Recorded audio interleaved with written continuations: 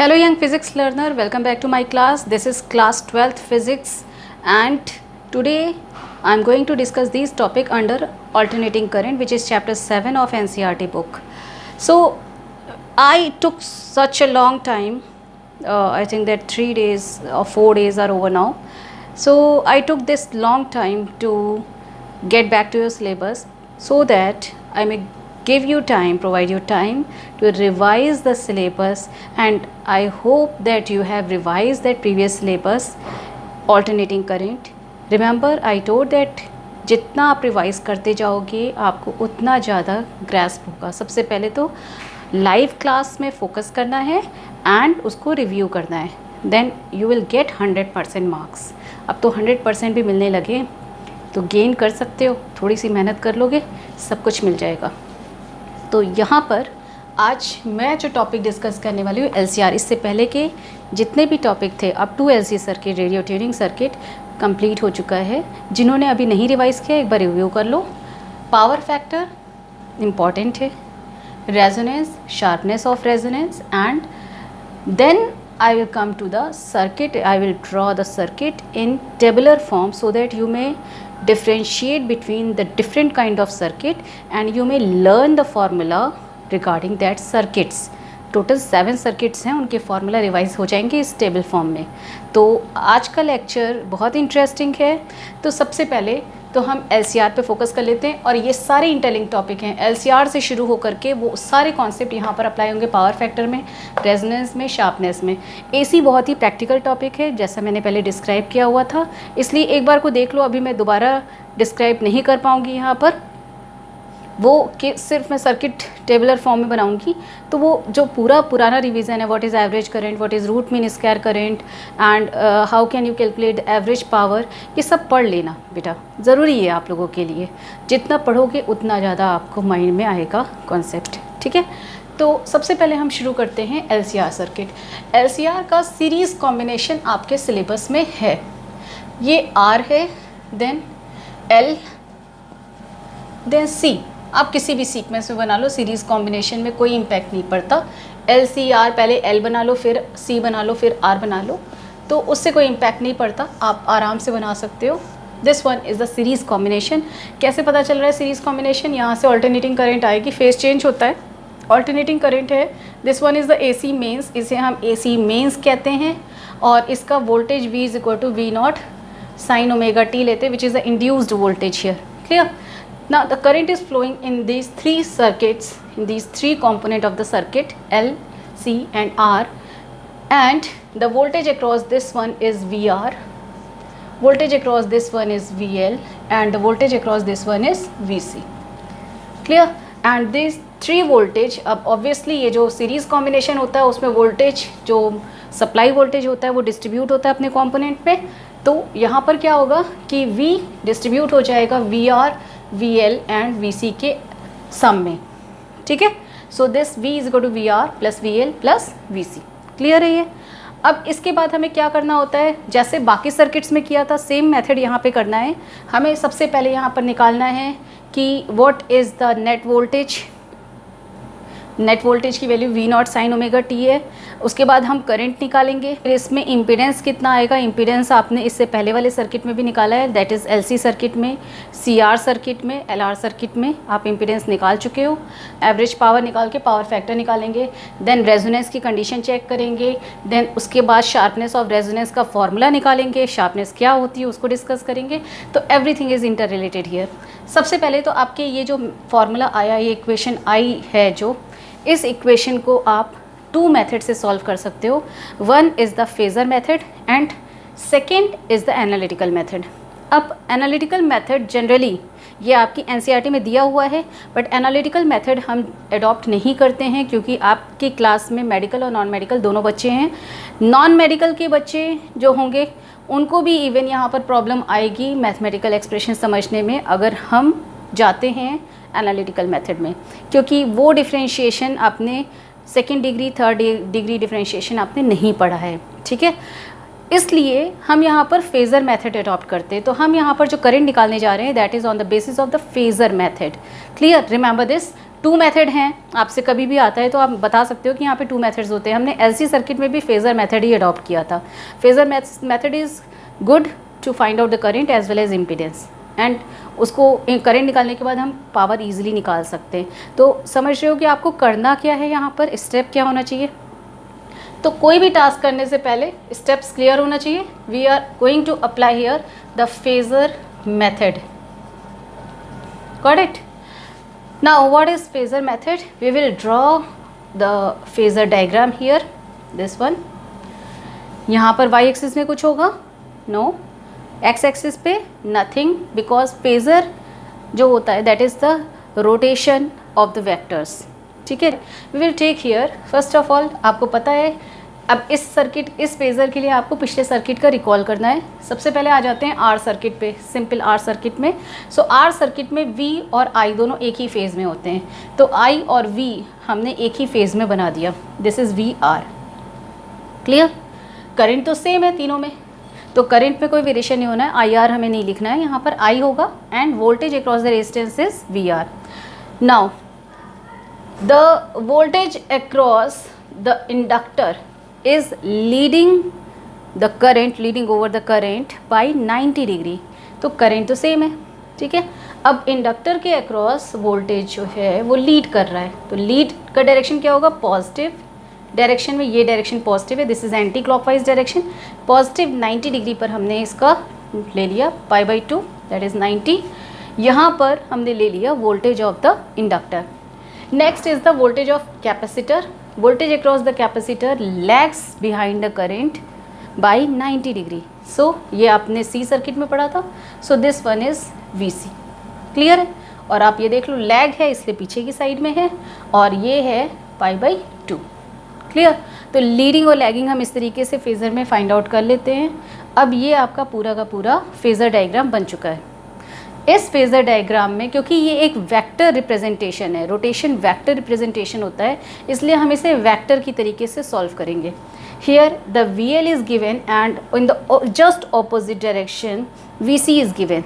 So the net resultant of these two we can take it as VL difference VC। हमें ये नहीं पता है कि VL ग्रेटर है या VC ग्रेटर, अभी हमें ये चीज़ नहीं मालूम है, ठीक है।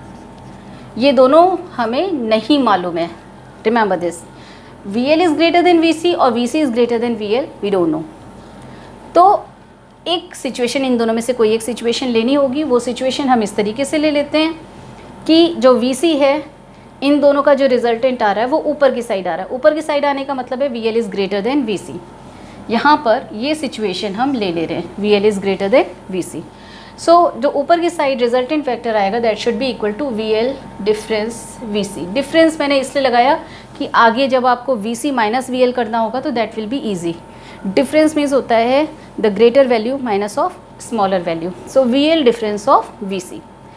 यहाँ पर ये रिजल्टेंट वेक्टर आ गया, और एक वेक्टर VR आपका एक्स एक्सिस पर है, ठीक है।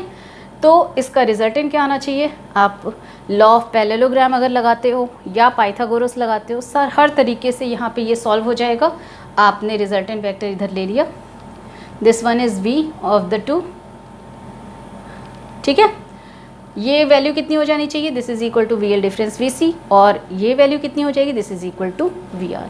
तो V वेक्टर, क्योंकि इन दोनों के बीच में 90 डिग्री है, लॉ ऑफ पैरेललोग्राम जब आप लगाओगे तो लॉ ऑफ पैरेललोग्राम लगाने पर,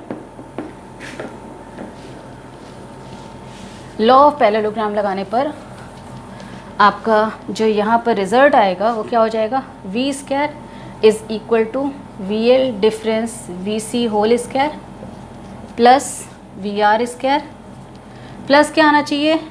2VR VL difference VC cos theta. Theta is the angle between these two vector, this is 90 cos 90, वो ज़ीरो हो जाएगा, इसलिए ये थर्ड हमें रिक्वायर्ड नहीं है, थर्ड टर्म, ठीक है। One cos 90 is zero. तो सिंपल ये स्टेप है जो कि एक पाइथागोरस थ्योरम के थ्रू भी आ सकता है। तो यहाँ पर V की वैल्यू आ गई under root of VL difference VC whole square plus VR square. Now VL difference VC। Now VL को हम क्या लिख सकते हैं? आपने पढ़ा था that inductive reactance that is represented by XL, capacitive reactance XC, XL की वैल्यू कितनी होती है ओमेगा L, XC की वैल्यू 1/ओमेगा C। ये जो XL और XC जिसको हम रिएक्टेंस बोलते हैं, ये रिएक्टेंस आपके क्या होते हैं कि इक्विवेलेंट टू रेजिस्टेंस होते हैं, इनका भी यूनिट ओम ही आता है और ये इक्विवेलेंट टू रेजिस्टेंस हैं और इनकी जो पोजीशन है just like the resistance position होती है, यानी हमें अगर वोल्टेज निकालना है तो voltage is equal to I current value multiplied by reactance हो जाता है। तो यहाँ पर क्योंकि वोल्टेज अक्रॉस द इंडक्टर की बात हो रही है, so that should be equal to I XL difference I XC. तो आई हमने कॉमन बाहर निकाल दिया, I square XL difference XC whole square plus I square, हम यहाँ पर भी आएगा I square R V is equal to I R by the Ohm's law, so we can take it as R square और I को हमने full में common ले लिया है। So then we can get it as I under root of XL difference XC whole square plus R square under root that is equal to V। Clear है? अब यहाँ पर देखो क्या होगा कि I की वैल्यू कितनी हो जाएगी, I that is equal to V divided by under root of XL difference XC whole square plus R square, ये हो जाएगा। क्योंकि ओम्स लॉ कहता है कि I is equal to V divided by Z होता है, सो Z क्या है, दैट इज द जो आप कहते हो ओम्स लॉ के अकॉर्डिंग में क्या है, I is equal to V by R। अब ये भी जो टोटल निकल के आ रहा है this is corresponding to resistance for the all three, equivalent resistance for all three. इसको हम रेजिस्टेंस नेम नहीं देते क्योंकि ये R नहीं है, इसमें L कंपोनेंट भी है, C कंपोनेंट भी, तो इसको हम कहते हैं Z दैट इज इम्पीडेंस। ये LC सर्किट में भी इम्पीडेंस यूज हुआ था, CR सर्किट में भी इम्पीडेंस यूज होगा, LR सर्किट में भी इम्पीडेंस यूज होगा। जहाँ पर दो कॉम्बिनेशन है, दो कंपोनेंट के कॉम्बिनेशन है, वहाँ पर इम्पीडेंस वर्ड यूज होता है। Simple only purely L purely C के लिए रिएक्टेंस यूज होता है, ओनली R के लिए रेजिस्टेंस यूज होता है। तो ये सारे के सारे टर्म ओवरऑल रेजिस्टेंस के ही टर्म्स हैं। तो इम्पीडेंस इसे हम Z से रिप्रेजेंट करते हैं। तो here the impedance value is this one, we can write as I naught, the peak value कितनी हो जानी चाहिए, I है, तो I के पीक वैल्यू। अब यहाँ पे देखो एक डिफरेंस है, मैं फेजर डायग्राम मैं फिर से बना देती हूँ, यहाँ पर वो डिफरेंस देखना आप जज करना। यहाँ पर I है VR and this one is VL, this one is VC, this one is VL difference VC, okay. और ये आपका रिजल्टेंट वेक्टर आया है V corresponding to these two, okay. और इनके बीच में जो एंगल बन रहा है वो है फाई। ये जो फाई मैंने एंगल लिया है वो फाई एंगल किसके बीच में है, द रिजल्टेंट वोल्टेज और रिजल्टेंट करंट के बीच में है। तो दैट मीन्स व्हाट कि अगर हम एक ये केस ले रहे थे कि VL is greater than VC, जहाँ पर हमने डिफरेंस ऊपर की साइड लिया है वेक्टर रिप्रेजेंटेशन में, इसमें जो रिजल्टेंट वोल्टेज आएगा वो पहले तो फाई है जो कि I से लीड कर रहा है, I के ऊपर लीड कर रहा है, that means voltage is leading over the current by phi, ठीक है। इस फाई की वैल्यू को हम निकाल सकते हैं। तो एक जो प्रॉब्लम आती है फेज़र मेथड में वो ये आती है कि हम यहाँ पर जो करंट का लीडिंग और लैगिंग यानी कि जो साइन वेव में फाई आना चाहिए वो फाई टर्म नहीं आ पाता है, ठीक है। ये एक ड्रॉबैक है फेज़र मेथड का। इसमें जो वैल्यूज़ आती है वो स्टेडी स्टेट की आती है। स्टेडी स्टेट में मीन्स क्या है कि करंट की हम पीक वैल्यू को एक फिक्स्ड वैल्यू मान सकते हैं। Steady means constant value of the current. तो यहाँ पर constant value of the current हम यहाँ निकाल सकते हैं, वेरिएबल वैल्यू ऑफ करंट हम साइन के फॉर्म में नहीं निकाल पाएंगे। So that is one drawback of phasor method. इसीलिए analytical method which is a pure method जो जिससे सारे रिजल्ट्स एक्यूरेटली आते जाते हैं वो निकल सकता है, बट उस मेथड को हम यहाँ यूज़ नहीं करते हैं। +2 में किसी भी सिलेबस में एनालिटिकल मेथड नहीं बताया जाता है, ठीक है। तो यहाँ पर I नॉट की वैल्यू कितनी हो जाएगी, V not divided by Z। ये एक इम्पॉर्टेंट रिजल्ट निकल कर के आ रहा है और ये रिजल्ट अभी आगे यूज़ होना है, इसलिए इसको मैं equation number 1 is given, it is equation number 2। Clear है ये? तो रिमेंबर दिस कि जो मैंने आपको मेथड बताया है इस मेथड में, और यही मेथड केवल आपका बोर्ड एग्जामिनेशन में भी चलना है, एनालिटिकल मेथड नहीं करना। Otherwise you will be confused. So tan phi हम निकाल सकते हैं. What is the value of tan phi here? कितने लीड कर रहा है वो निकल आएगा. So tan phi is equal to perpendicular over base. So what is the value of perpendicular? This one, VL difference VC, and what is the value of base here? VR. ठीक है, हम equivalent quantity रखते हैं ratio में. सो I यहाँ पे आ जाएगा XL difference XC divided by IR. I and I cancelled out and we will get it as XL difference XC divided by R. That is the value of tan phi. Clear है ये? इसको हम कहते हैं tan phi. अब यहाँ से हमें एक्सेल की वैल्यू पता होती है, XC निकाल सकते हैं, R निकाल सकते हैं, यहाँ से फिर tan phi निकल आएगा. और फेजर इस डायग्राम के बेसिस पे वोल्टेज लीड कर रहा है तो उस लीडिंग की वैल्यू को हम निकाल लेंगे. लेकिन ये मैंने यहाँ पे डिफरेंस लगाया तो हम लैगिंग का भी केस ले सकते हैं. ठीक है, अगर हम लैगिंग का केस लेते हैं तो देखो कैसे होगा. अगर लैगिंग होगी तो VC is greater than VL, तो जो नेट वेक्टर का डायरेक्शन आएगा वो नीचे आएगा. VC माइनस VL हम लिख सकते हैं, तो इसका जो रिजल्टेंट होगा वो भी नीचे की साइड आ जाएगा. दैट मीन्स उस केस में फाई नीचे है, फाई इज़ नेगेटिव हेयर, तो वो वैल्यू भी निकल आएगी. आप यहाँ पे डिफरेंस में जो वैल्यू है या तो XL माइनस XC लिखोगे तो आप निकाल सकते हो एक वैल्यू फाई की जहाँ पे वोल्टेज लीड कर रहा है. अगर आप XC माइनस XL लिखते हो तो वहाँ पर फाई की वो वैल्यू निकाल सकते हैं जिसमें करंट लीड करेगी, क्योंकि जब C डोमिनेटिंग हो जाता है, कैपेसिटर डोमिनेटिंग हो जाता है, तो वो उसमें उस टाइप के सर्किट में करंट लीड कर रही होती है और वोल्टेज लैग कर रहा होता है, क्योंकि प्योरली कैपेसिटिव सर्किट में करंट लीड करती है, वोल्टेज लैग करता है. तो यहाँ पर जो डोमिनेट फैक्टर होगा उसकी वैल्यू उसके कोरस्पॉन्डेंस में लीडिंग और लैगिंग हम निकाल सकते हैं, जो कि यहाँ का सर्किट का एक बहुत ही इंपॉर्टेंट पार्ट है. So here tan phi is equal to this one. We can calculate this value, omega L difference C divided by R. That is the value for tan phi. तो ये जो result निकला है ये सिर्फ इसलिए निकला है क्योंकि हमें निकालनी है यहाँ पर फाई की वैल्यू. और अब इन दोनों वैल्यू के बेसिस पर हम बस ये रिजल्ट बता सकते हैं कि this is the peak value of current and the variable value of current lags behind the voltage by this phi angle. The value of this phi angle we can calculate on the basis of given datas.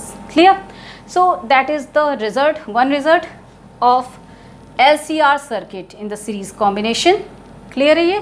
अब इसके बाद हम आ जाते हैं, मैं यहाँ पे cases ले लेती हूँ. इसी के केसेस लूँगी जिसमें मैंने आपको आई तो बता ही दिया था.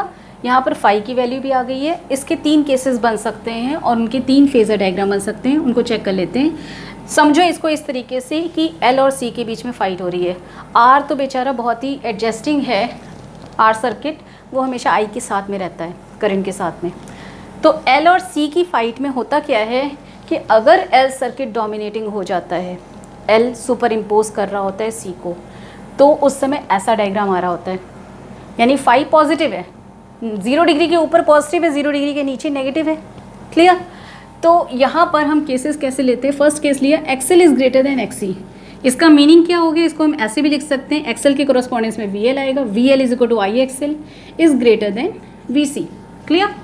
अब इसमें VL is greater than VC आ रहा है तो मीन्स क्या है कि कौन सा सर्किट डोमिनेटिंग हुआ? L circuit. L is dominating. Clear है? ये समझ में आ रहा है? फाइट में L जीत रहा है. अगर L जीत रहा है तो यहाँ पर क्या हो जाएगा कि जो वोल्टेज है, फेज़र डायग्राम कैसे बनेगा इसका? फेज़र डायग्राम देख लो. VL माइनस VC यहाँ पर करेंगे क्योंकि L डोमिनेटिंग है, तो यहाँ डिफरेंस की जगह माइनस आ जाएगा, ग्रेटर माइनस स्मॉलर वैल्यू. और यहाँ पे VR है, VR के साथ में करंट चल रही होती है. नेट वोल्टेज ये है जो फाई एंगल बना रहा है. ठीक है, ऊपर की साइड आएगा क्योंकि वेक्टर ऊपर की साइड है. तो phi angle that means voltage current से फाई एंगल पॉजिटिव पर है, यानी वोल्टेज लीड कर रहा है. क्लियर? तो voltage leads over current. Voltage जीत गया. ठीक है, यहाँ पर क्या हुआ? वोल्टेज जीत गया किससे? करंट से. आगे चल रहा है वो. क्लियर है? यानी L सर्किट डोमिनेटिंग हो गया. यहाँ पर केस नंबर 2 ले लेते हैं. XL is less than XC. इसका मीनिंग, इसको हम दूसरे तरीके से लिखना चाहें तो VL is less than VC लिख सकते हैं. यानी VC ज़्यादा है, VL कम है, तो कौन सा सर्किट डोमिनेटिंग हो गया? C circuit.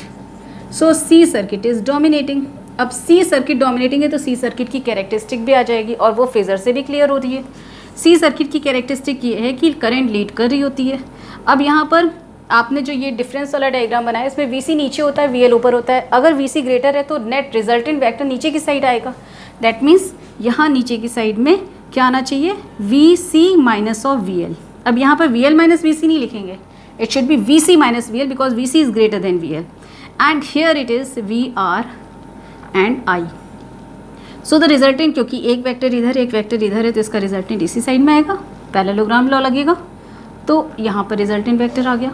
जब ये रिजल्टेंट वेक्टर आ गया तो फाई एंगल किसके बीच में, रिजल्टेंट वोल्टेज और करंट के बीच में। अब फाई एंगल नेगेटिव हो गया, नीचे की साइड है, ये 0 वैल्यू होती है, ये π/2 होती है, ये आपकी पाई होती है, ये 3π/2 होती है and this one is again 2π।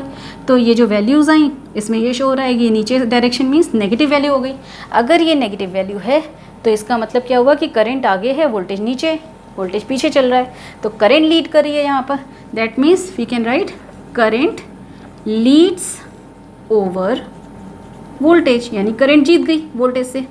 ठीक है, C dominating circuit, C circuit की क्वालिटी ये होती है कि करंट लीड कर रही होती है। तो आपको जो मैंने पहले बताया था वो सारे फैक्टर काम कर रहे हैं यहाँ पर। ठीक है, वो सबको आप यहाँ पर लिख सकते हो। ये तो हो गई दो तरीके के केस जिसमें एक बार या तो वोल्टेज लीड कर रहा है, दूसरी बार करंट लीड कर रही है। एक बार वोल्टेज जीत रहा है जब एल डोमिनेटिंग है और करंट जीत रही है जब सी डोमिनेटिंग है। ठीक है, अब दोनों की फाइट ना होकर के दोनों जुड़ गए, दोनों फ्रेंड बन गए, दोनों फ्रेंड बन गए तो दोनों इक्वल हो गए। That is the third case. अब दोनों इक्वल हो गए तो क्या होता है, चलो थर्ड केस देख लेते हैं।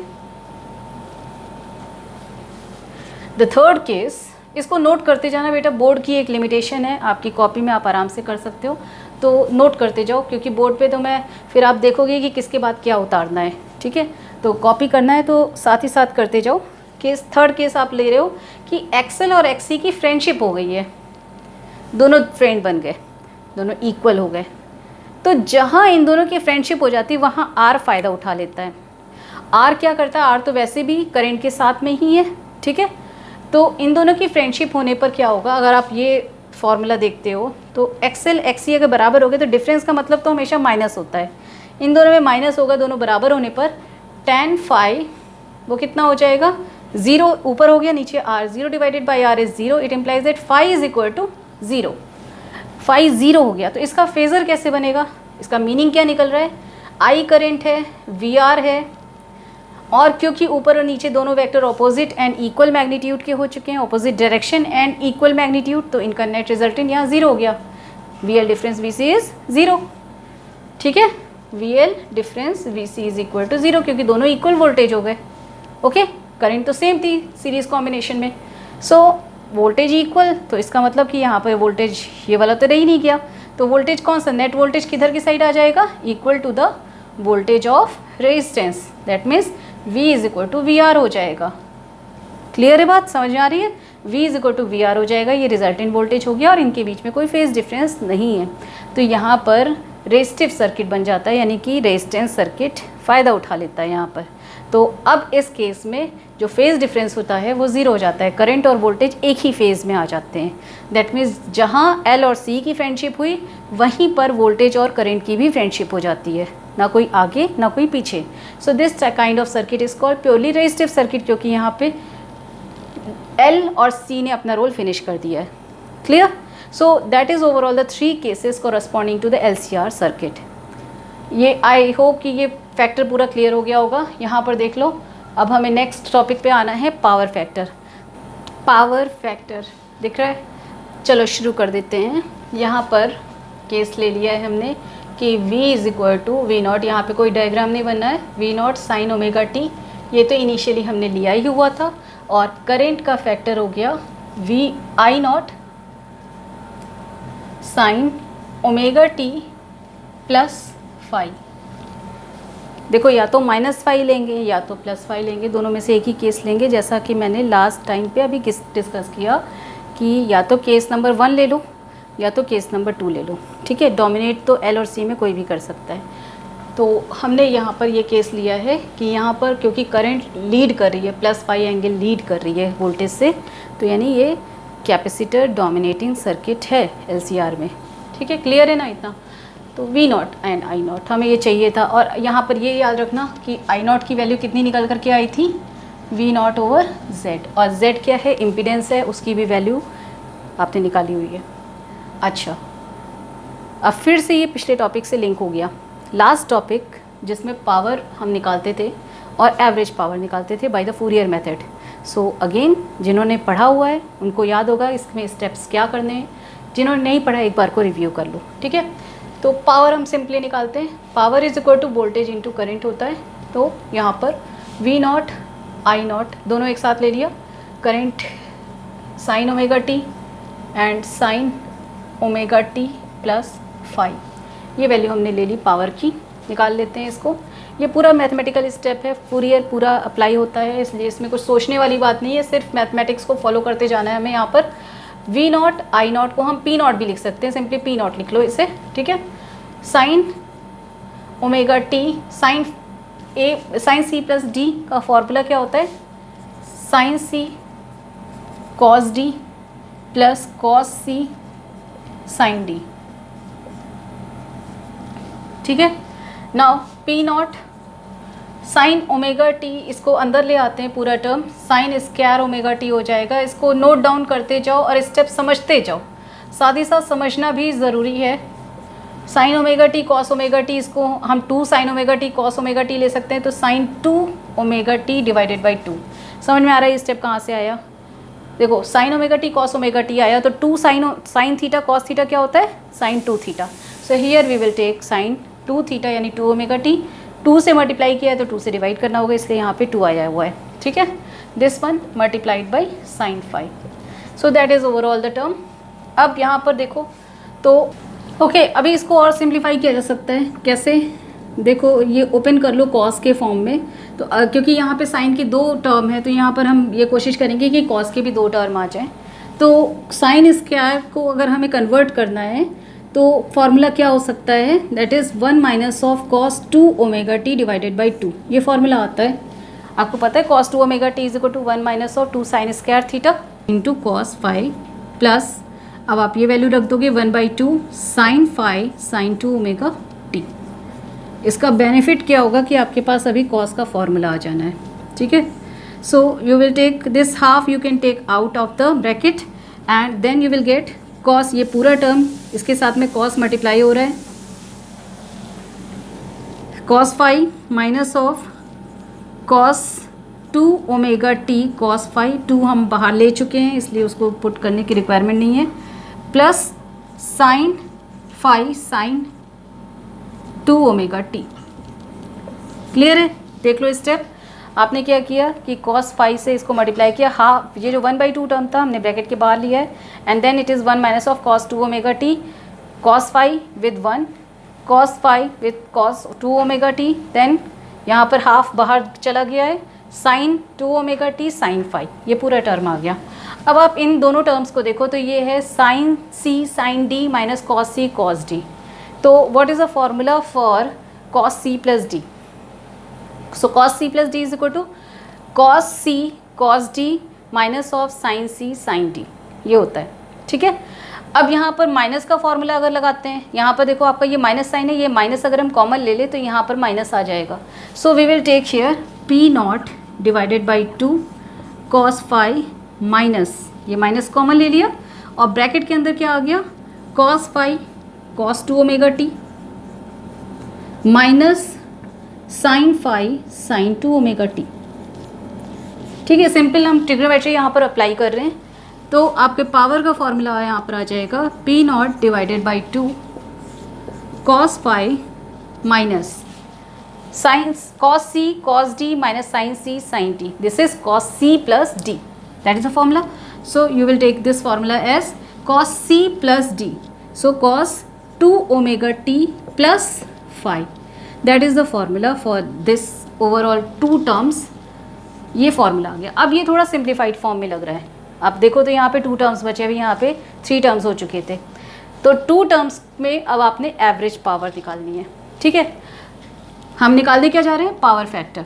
सो एवरेज पावर, अब एवरेज पावर के लिए मैंने अपने लास्ट क्लास में फॉर्मूला बताया था बाय द फूरियर मेथड, तो जिन बच्चों ने देखा हुआ है वो फूरियर मेथड, उनको पता है कि इसके बाद नेक्स्ट स्टेप क्या आना है for the full cycle and half cycle. अब इसी में एक क्वेश्चन है, what is the average power in R circuit, what is the average power in C circuit, average power in L circuit. So in the R circuit the average power is the half of the peak power. In the C and L circuit the average power for the full cycle is 0. कोई power consume नहीं करता L circuit और C circuit, ठीक है। तो वो आपको तब रिकॉल होगा जब आप प्रैक्टिस करोगे। यहाँ पर फूरियर मेथड का फॉर्मूला अप्लाई करते हैं। For the full cycle average power should be equal to 1/t 0 to t p dt। अब p कौन सी, दिस वन वैल्यू, इसको आप यूज़ करोगे यहाँ पर। Then 1/t 0 to t cos phi dt, ये p की वैल्यू आप पुट कर रहे हो, p0/2 बाहर निकाल लो, ठीक है। देन आपका यहाँ पर आ गया cos phi dt minus integration 0 to t cos 2ωt plus phi dt। ये दो टर्म्स आ गए हैं आपके पास, इनको आपने इंटीग्रेट करना है। क्लियर? चलो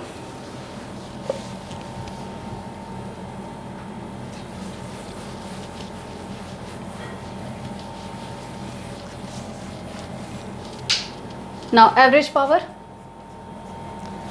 that is equal to P0 divided by 2t। देखो फाई जो है वो टाइम डिपेंडेंट टर्म नहीं है, ये एक तरीके का कांस्टेंट हो गया। तो जब ये कांस्टेंट हो गया तो इसको हम बाहर निकाल लेंगे, cos फाई को हमने बाहर निकाल लिया और ये इंटीग्रेशन हो जाएगा 0 to t dt, simple integration, क्योंकि फाई जो है वो टाइम डिपेंडेंट टर्म नहीं है। तो यहाँ पर फर्स्ट इंटीग्रेशन ये हो गया। सेकेंड इंटीग्रेशन पर आते हैं। तो सेकेंड इंटीग्रेशन में आप इस पूरे टर्म को टाइम के रिस्पेक्ट में इंटीग्रेट कर सकते हो। So that result will come as sine 2ωt plus phi divided by 2ω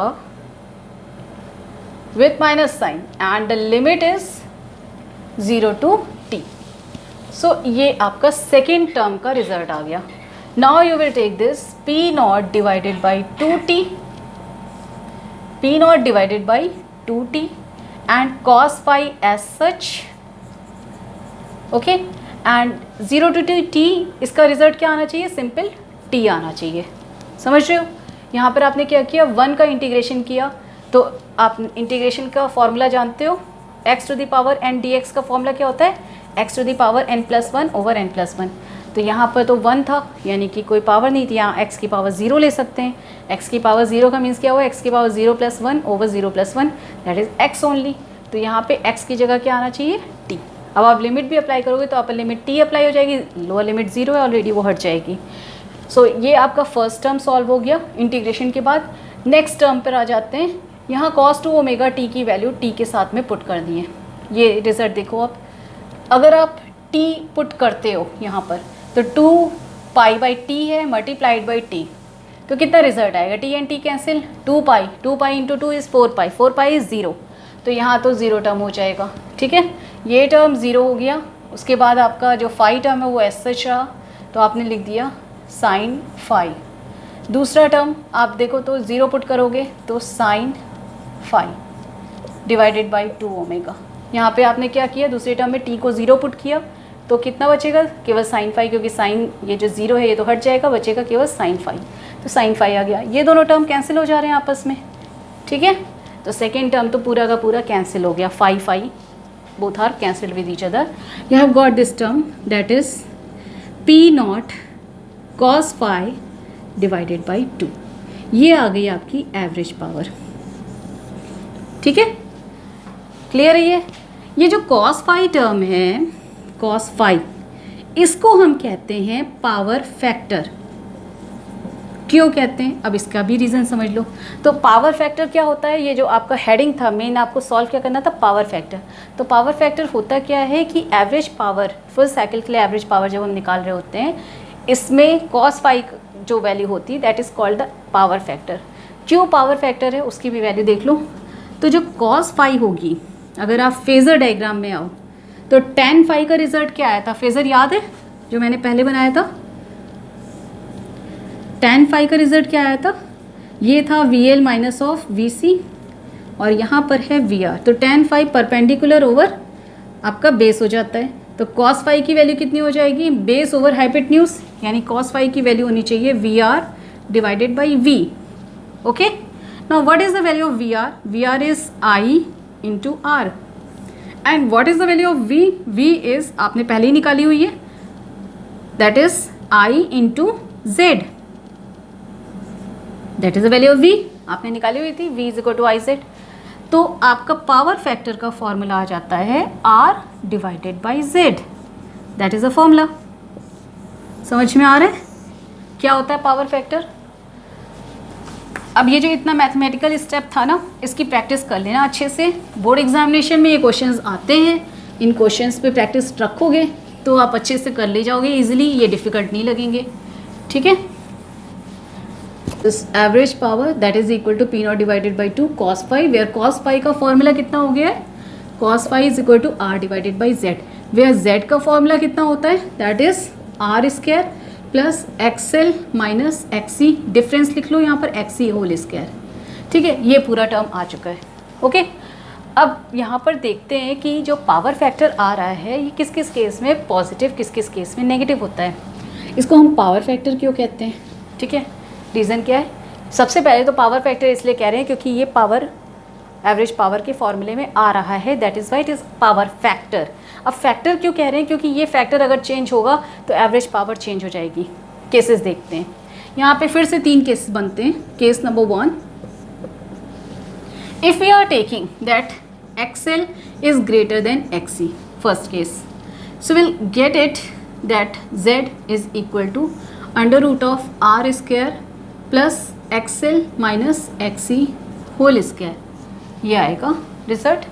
सबसे पहली तो आपने इससे पहले जो केस सॉल्व किए थे, ये आपका क्या है, एल डोमिनेटिंग सर्किट है, यानी इसे हम एल सर्किट भी कह सकते हैं, और इसमें वोल्टेज लीड कर रहा है, करंट लैग कर रही है। ठीक है, आप यहाँ पर अगर इस केस को सॉल्व करोगे तो ये देखो Z की वैल्यू जो आएगी, स्क्वायरिंग टर्म हो जा रहा है, एक्सएल बड़ा है एक्सी छोटा है, स्क्वायर टर्म हो जा रहा है, तो Z की वैल्यू पॉजिटिव है, तो cos phi फैक्टर जो होगा वो पॉजिटिव होगा, this is positive. Clear? And this is L dominating circuit. Okay, now case number 2, if XC is greater than XL, then Z is equal to under root of R square plus XC minus XL whole square. Okay, and cos phi will again become positive. ये भी positive ही आएगा। आप देखो कि जो squaring term है फिर से ये पॉजिटिव आ रहा है, R की वैल्यू भी पॉजिटिव ही होगी, सो ओवरऑल टर्म पॉजिटिव है। This is C dominating circuit. Okay, now the case number 3, case 3, XL is equal to XC. अगर हम ये केस लेते हैं तो ये कैसा कॉम्बिनेशन हुआ, Z इज इक्वल टू, दोनों का डिफरेंस चाहे कोई भी आप वैल्यू आगे रखोगे, रिजल्ट आएगा under root of R square, that is R। तो Z किसके इक्वल हो गया, R के इक्वल हो गया। अब यहाँ पर जब Z R के इक्वल है तो R divided by R, that is 1। It implies that phi की वैल्यू कितनी हो गई, 0 डिग्री। यानी कि अगर पावर फैक्टर की वैल्यू 1 हो जाती है तो ये प्योरली रेजिस्टिव सर्किट हो जाता है। This is purely resistive circuit. और अगर आप उस केस में एवरेज पावर देखोगे तो एवरेज पावर कितनी आ रही है, that is P not by 2, क्योंकि cos phi तो 1 हो गया। ऊपर वाला फॉर्मूला देखो, P नॉट बाई 2 आएगी, और प्योरली रेजिस्टिव सर्किट में एवरेज पावर पीक पावर की हाफ हो जाती है, यानी ये फॉर्मूला करेक्ट आ रहा है। ठीक है, केस नंबर 4 लेते हैं। देखो केस नंबर 4 किस तरीके से, जैसे मैंने आपको बताया कि जो L circuit purely L circuit होता है या प्योरली सी सर्किट होता है, उसमें पावर 0 आई थी। तो पावर 0 आने का मतलब है यहाँ पर अगर हमें एवरेज पावर फुल साइकिल के लिए 0 चाहिए तो वो फुल साइकिल के लिए 0 पावर तब मिलेगी क्योंकि P नॉट और I नॉट की वैल्यू, P नॉट की वैल्यू तो फिक्स्ड है, कांस्टेंट है। तो फाई फैक्टर आपका जो cos phi फैक्टर है इसकी वैल्यू 0 होनी चाहिए, तब एवरेज पावर 0 हो जाएगी। ठीक है, अगर हम ये केस लेते हैं तो इसका मतलब फाई की वैल्यू कितनी होनी चाहिए, π/2। What is phi? Phi is the angle between the voltage and current, यानी वोल्टेज और करंट में अगर π/2 डिग्री का वेरिएशन है तो हमें प्योरली एल या प्योरली सी सर्किट मिल जाएगा। क्यों? क्योंकि उसमें एवरेज पावर की वैल्यू 0 हो गई। This is for pure L और pure C circuit. Got it? तो ये प्योर एल और सी की कंडीशन है। ये केस नंबर 4 है, ये क्लियर हो गया होगा। नाउ अगर हम केस नंबर 5 बात करते हैं तो केस नंबर 5 में क्या करना है कि अगर फाई पॉजिटिव है, जैसा मैंने पहले अभी उस केस में लिया था, अगर फाई की वैल्यू पॉजिटिव है तो पॉजिटिव होने का मीनिंग है ये कि यहाँ पर ये LCR सर्किट, या तो ये LCR सर्किट हुआ क्योंकि LCR में भी पॉजिटिव आती है tan फाई की वैल्यू, या तो ये LC सर्किट है, LR सर्किट है, या तो ये CR सर्किट है। ओके, ये कंडीशन आ सकती है अगर हम फाई को पॉजिटिव ले रहे हैं। फाई के पॉजिटिव होने का मीनिंग है कि यहाँ पर अगर हम एवरेज पावर लिखेंगे तो average power is equal to क्या हो जाएगा, V0/√2 I0/√2 multiplied by cos phi, where phi is positive. तो कॉस फाई जो पॉजिटिव वैल्यू देता है उसमें रिजल्ट जो आते हैं वो मैक्सिमम 1 तक जा सकते हैं। तो that is VRMS IRMS cos phi, that is the result. VRMS IRMS के फॉर्म में भी हम इसे लिखते हैं एवरेज पावर को, so that would be the result. तो ये केसेस आते हैं। अगर हम LC सर्किट की बात करते हैं तो LC सर्किट में क्या होता है, that is the inductive circuit. तो उसमें जो फेज़ वेरिएशन होता है करंट एंड वोल्टेज में, ये सिचुएशन पे डिपेंड करता है। Like in the case of L circuit the voltage leads over the current and in the C circuit voltage lags behind the current. तो यहाँ पर VL डिफरेंस VC आता है, यानी अगर आप नेट वोल्टेज निकालोगे तो नेट वोल्टेज VL के डायरेक्शन में भी हो सकता है और VC के डायरेक्शन में भी हो सकता है। ये डिपेंड करता है कि फैक्टर्स क्या लिए हुए हैं। तो अगर VL की डायरेक्शन में है तो भी एवरेज पावर 0 की तरफ टेंड कर रही होगी, अगर VC के डायरेक्शन में है उस केस में भी एवरेज पावर 0 की तरफ टेंड कर रही होगी, because in both cases the average power should be 0। So I think that these 5 cases are clear to you. पढ़ लो, बहुत सारे वीडियोज़ मैं बना चुकी हूँ, ऑलमोस्ट 74 वीडियोज़ हो चुके हैं मेरे चैनल पे। पहले उसको कवर करो, जब कवर कर लोगे तो आप यहाँ पर आओ और फिर मेरे साथ में जब आप खुद से बोल बोल करके पढ़ोगे, जब मैं बोल रही हूँ तो आप भी साथ में बता रहे हो, तो वो बहुत ही इंटरेस्टिंग क्लास हो जाती है। तो एक्टिव लर्नर बनो। सो चैप्टर नंबर 7 ऑल्टरनेटिंग करंट के जितने वीडियोज़ मैंने अभी तक बनाए हैं एक बार आप उसे देखो, और यस, चैनल को सब्सक्राइब करो ताकि आपको अपडेट्स मिलें। आप बेल आइकन पे क्लिक कर दो ताकि आपको अपडेट्स कंटिन्यूएशन में मिलते जाएं। एक्टिव लर्नर से टीचर्स को भी इंटरेस्ट आता है बच्चों को पढ़ाने में, और एक आपको पॉजिटिव रिज़ल्ट मिलेगा तो मुझे भी हैप्पीनेस होगी, और आपके पॉजिटिव रिज़ल्ट के लिए ही मैं इतना एफर्ट कर रही हूँ यहाँ यूट्यूब ऑनलाइन में। So thank you for today and subscribe this channel and hit the bell icon for latest update of this videos.